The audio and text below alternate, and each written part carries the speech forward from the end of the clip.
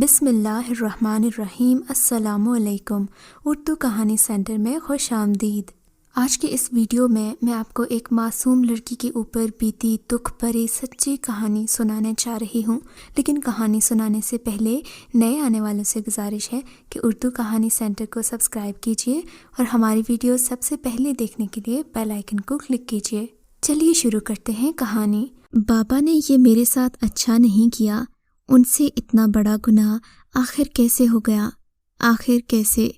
وہ باپ جسے میں بہت محبت کرتی ہوں، جس کے بنا میں ایک پل رہنا نہیں چاہتی، میری صبح بھی اپنے بابا کو دیکھ کر ہوتی ہے۔ بابا مجھ سے بہت پیار کرتے تھے، انہوں نے مجھے ہمیشہ محبت دی، میری ہر ضرورت کا خیال رکھا، پر نہ جانے کیسے بابا نے اتنا بڑا ظلم کر دیا کہ میرے دل کے ٹکڑے ٹکڑے ہو گئے۔ یہ سب کرتے ہوئے ان کے ہاتھ ایک بار بھی نہیں کانپے، انہیں ایک بار بھی میرا خیال نہیں آیا۔ اگر اللہ میرے بابا کو اس عمل کے لیے معاف بھی کر دے تو میں کبھی بابا کو معاف نہیں کروں گی، ابھی تو بالکل بھی نہیں۔ میرا دکھ ابھی تازہ ہے، شاید کچھ عرصہ گزر جائے تو میں انہیں معاف کر سکوں۔ میرے باپ سے ایسا کون سا گناہ ہو گیا جس کے لیے میں انہیں معاف نہیں کر پا رہی؟ یہ جاننے کے لیے میری کہانی سنیے۔ میرا نام عظمیٰ ہے، ہمارا تعلق ایک چھوٹے سے گاؤں سے ہے، ہم ہنسی خوشی رہ رہے ہیں۔ میں اور میرا ایک بھائی امجد، امی ابو بہت اچھے اور محبت کرنے والے تھے۔ ہمارے ساتھ ہماری چچا زاد کزن حلیمہ بھی رہتی تھی، جس کے ماں باپ دونوں ایک ایک کر کے اللہ کو پیارے ہو چکے تھے۔ میں اس کے ساتھ بچپن میں ہی رہی۔ امی ابو اس سے بہت پیار کرتے تھے، مجھ سے بھی زیادہ وہ حلیمہ کو چاہتے تھے کہ حلیمہ یتیم ہے اور ہماری ذمہ داری ہے، اس کے ساتھ اچھا چلیں گے تو اللہ کو بھی جواب دینا ہے، اور اس سے بڑھ کر یہ کہ بھائی بھابھی کو بھی روز محشر منہ دکھانا ہے۔ ہر چیز مجھ سے پہلے حلیمہ کو ملتی، پر میں اس بات سے کبھی ناراض نہیں ہوئی۔ حلیمہ بہت پیاری تھی، صورت میں بھی اور سیرت میں بھی۔ ہم دونوں کی بہت دوستی تھی، ہم ساتھ ہی اسکول جاتے تھے، ہم دونوں ساتھ کھیلتے اور کبھی ہمیں تیسرے دوست کی ضرورت نہیں پڑی۔ ہم دونوں سہیلیاں بھی تھیں اور بہنیں بھی، اپنے دکھ درد خوشی پریشانی ہم سب ایک دوسرے سے بانٹتے، ایک دوسرے کے بنا ہمارا گزارا نہیں ہوتا تھا۔ بچپن سے ہم نے جوانی کی دہلیز میں قدم رکھا تو حلیمہ مجھ سے زیادہ خوبصورت تھی، وہ ہر کام میں ماہر تھی، سلائی کڑھائی، کھانا بنانا اور پڑھنے کا بھی اسے شوق تھا۔ 8 درجہ اس نے گاؤں کے اسکول میں پڑھا، پھر شہر پرائیویٹ امتحان دینے جاتی۔ اس نے انٹر تک امتحان دیے اور اچھے نمبروں سے پاس ہوئی، جبکہ میں بھائی اور ابو کی ڈانٹ ٹپٹ سے میٹرک تک ہی جانے کیسے مر مر کر امتحان دے پائی۔ پھر حلیمہ کے لیے رشتوں کی قطار لگ گئی، پر امی کی خواہش تھی کہ حلیمہ کی شادی میرے بھائی امجد سے ہو۔ میں خود بھی ایسا ہی چاہتی تھی، مجھ سے زیادہ خوش اور کون ہو سکتا تھا کہ حلیمہ میری بھابھی بنے۔ ایسے میرے بھائی اور حلیمہ کی شادی ہو گئی، میں بہت زیادہ خوش تھی، دھوم دھام سے یہ شادی ہوئی۔ دلہن بن کر حلیمہ بہت خوبصورت لگی، بھائی اور حلیمہ بہت خوش تھے۔ بھائی حلیمہ کا بہت خیال رکھتے تھے، وہ حلیمہ سے بہت محبت کرتے تھے اور وہ بھی بھائی کی ہر ضرورت کا خیال رکھتی۔ ان کی شادی کو 1 سال ہونے کو آیا تھا، اس دوران میری منگنی بھی میرے ماموں کے بیٹے سے ہو گئی۔ میں بہت خوش تھی، سب کچھ اچھا جا رہا تھا کہ امی اللہ کو پیاری ہو گئیں۔ وقت گزرتا رہا، آنے والے وقت ہماری زندگیوں میں کیسا طوفان لانے والے ہیں، اس سے تو ہم بھی انجان تھے۔ کبھی کبھی ایسا ہوتا ہے کہ ہم اپنے ہی گھر میں رہنے والے لوگوں کو نہیں سمجھ پاتے، وہ کیسے ہمارے پیٹ میں چھرا گھونپیں گے، ہمیں یہ احساس ہی نہیں ہوتا۔ ہمیں جب پتہ چلتا ہے تو بہت دیر ہو چکی ہوتی ہے۔ پھر ایسا ہوا کہ ہولے ہولے سب ہم سے چھن گیا، ہماری خوشیاں، ہمارا سکون سب لٹ گیا۔ یہ سردیوں کی شروعات تھی، بھائی 1 مہینے کے لیے شہر گئے ہوئے تھے اور کسی کام سے گئے تھے۔ میں اور حلیمہ گھر کی چھت پر سوتے تھے۔ گاؤں میں سبھی صبح سویرے اٹھتے، اسی لیے رات کو نیند بھی جلدی آ جاتی تھی، سب لوگ سوتے بھی سویرے تھے۔ اس موسم میں ہی چوری کے واقعات زور پکڑتے تھے، کیونکہ سردی سے اکثر لوگ گھروں کے اندر چھپ جاتے، مگر پھر بھی جن لوگوں کے پاس مال مویشی زیادہ ہوتے وہ ساری رات چھتوں پر پہرا دیتے اور باری باری سبھی جاگتے تھے۔ میں اور حلیمہ چھت پر سوتے تھے جبکہ بابا نیچے برآمدے میں ہوتے۔ ایک روز مجھے ایسا محسوس ہوا کہ کوئی آواز ہے، جیسے کوئی کود کر چھت پر آیا ہو۔ میں نے آنکھیں کھولی، تھوڑا سا دیکھا، حلیمہ سر تک لحاف تانے سو رہی تھی۔ مجھے لگا شاید یہ میرا وہم تھا، بلی ہوگی جو کتوں کے ڈر سے چھت پر چڑھ کر روز رات کو وہاں دندناتی تھی۔ صبح اٹھی تو میں اور ابو چائے پی رہے تھے۔ ابو نے کہا، بیٹی رات مجھے کسی کے چھت پر کودنے کی آواز آئی تھی۔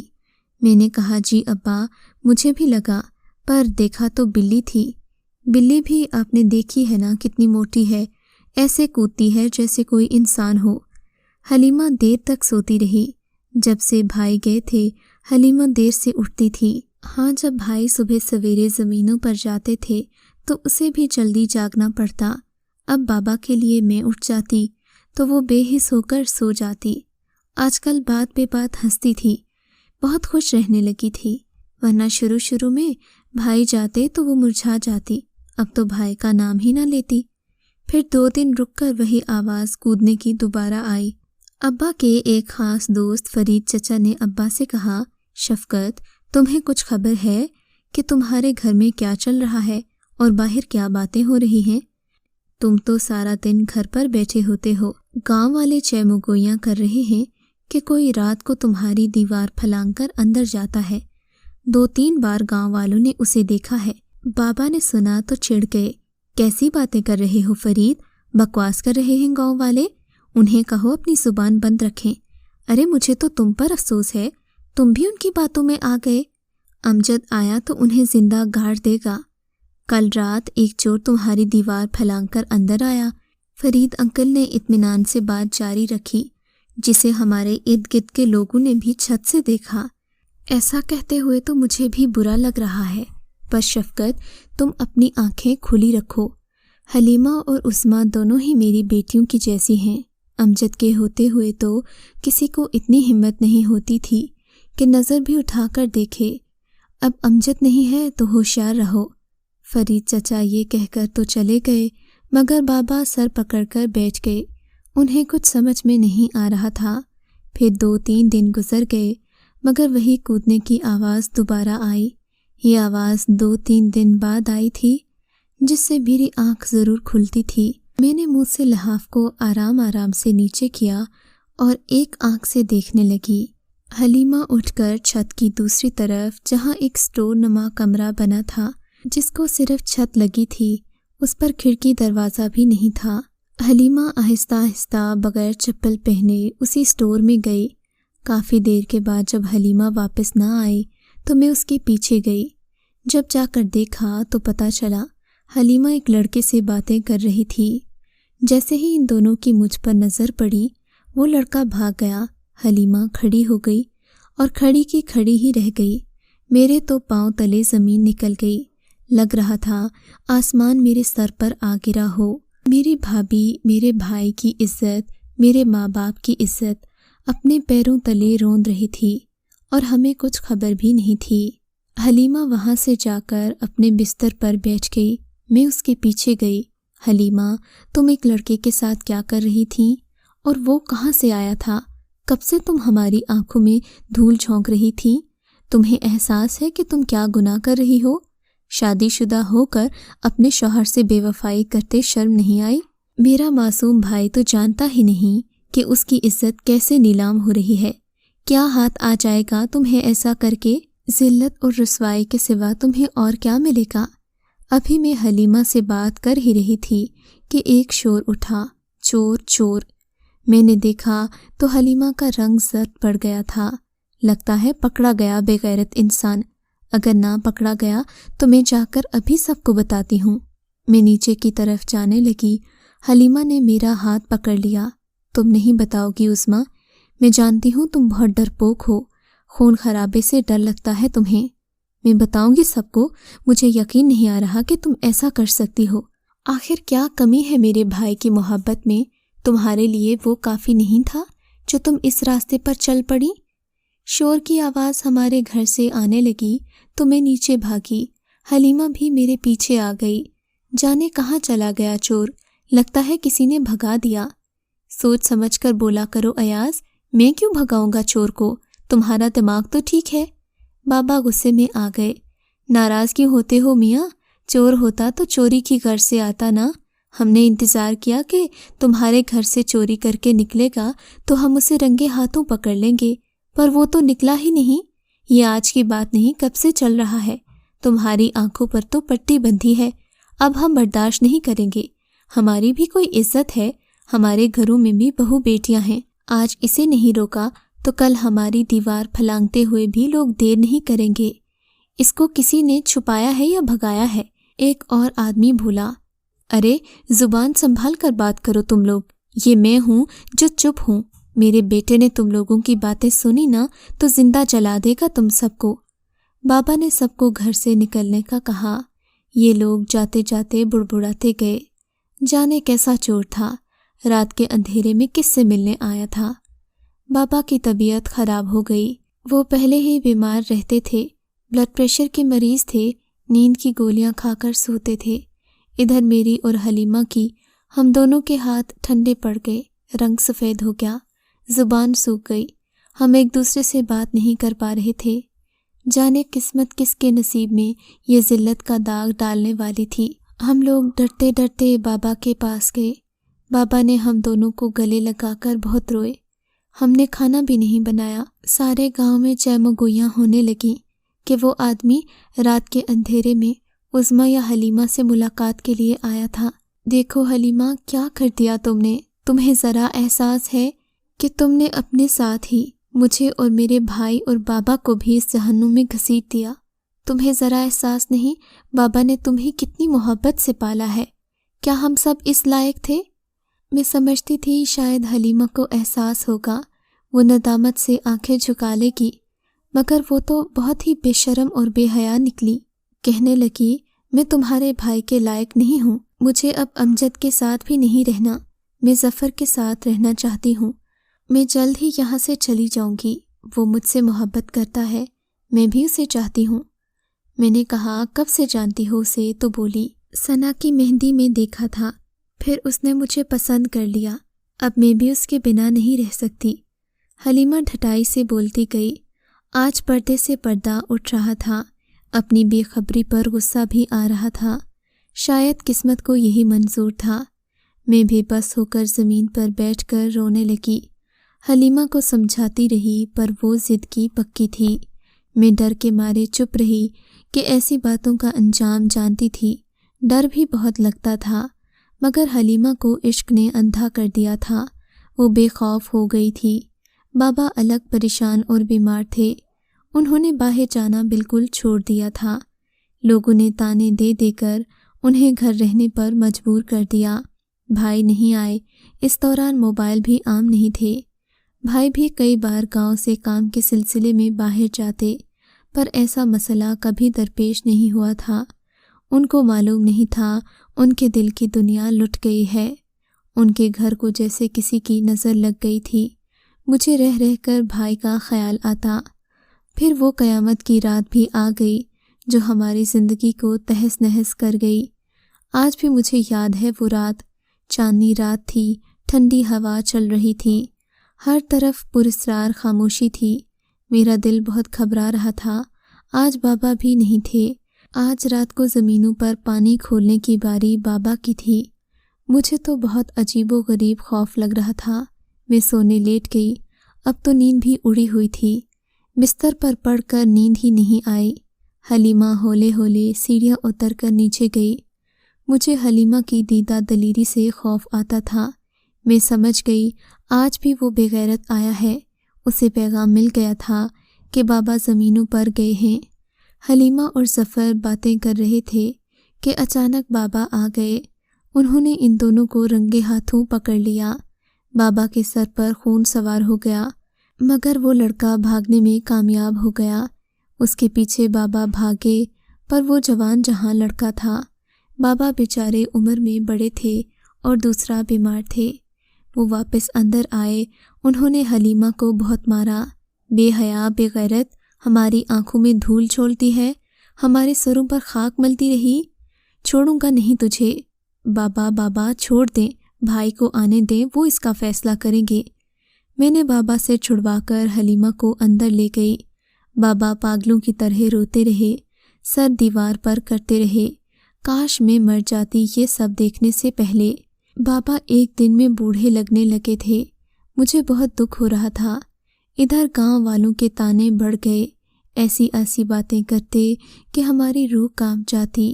ادھر ماموں نے حلیمہ کی وجہ سے میرا رشتہ بھی توڑ دیا۔ بابا کا سر شرمندگی سے جھک گیا۔ ایک رات حلیمہ کے کمرے میں بھی اس کے ساتھ بیٹھی ہوئی تھی۔ میں گاؤں والوں کے تانے سن کر تھک گیا ہوں، مجھ میں اب اور برداشت نہیں۔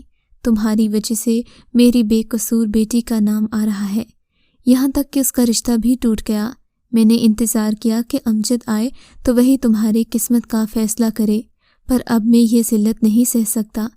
آج رات تمہاری آخری رات ہے، صبح میں تمہیں مار دوں گا، بہتر ہے کہ تم یہاں سے چلی جاؤ۔ یہ کہتے ہوئے بابا باہر چلے گئے۔ میں پھوٹ کر رونے لگی کہ آخر حلیمہ کو کیا ہو گیا ہے۔ وہ ساری رات میں حلیمہ کے ساتھ رہی، ہم جاگتے رہے۔ ایسے ہی اذان کی آواز آئی، ہم دونوں نماز کے لیے اٹھ گئے۔ نماز پڑھ کر میں نے لکڑیاں جلا کر چائے بنائی۔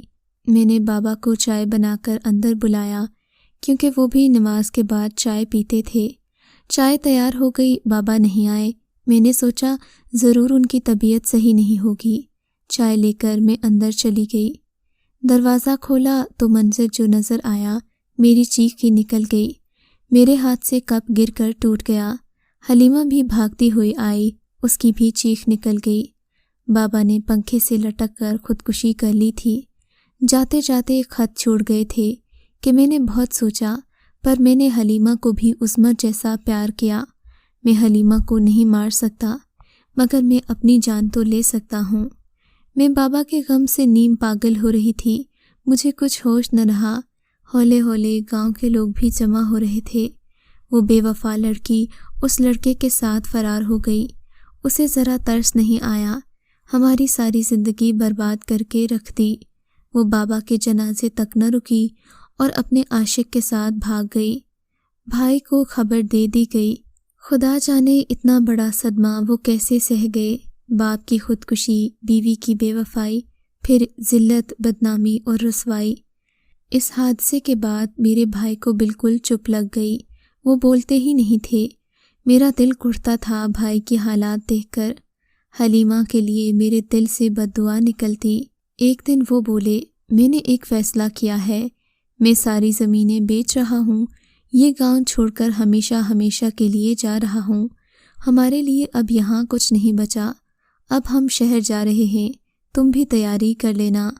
بھائی نے صحیح فیصلہ کیا تھا، اب اس گاؤں میں ہمارے لیے کیا رہ گیا تھا۔ ہم ہمیشہ کے لیے گاؤں چھوڑ کر شہر آ گئے، پر مجھے میرے بابا سے ہمیشہ یہ شکایت رہے گی، انہوں نے ایسا کیوں کیا؟ آخر ایک بار بھی میرے اور میرے بھائی کے بارے میں نہیں سوچا؟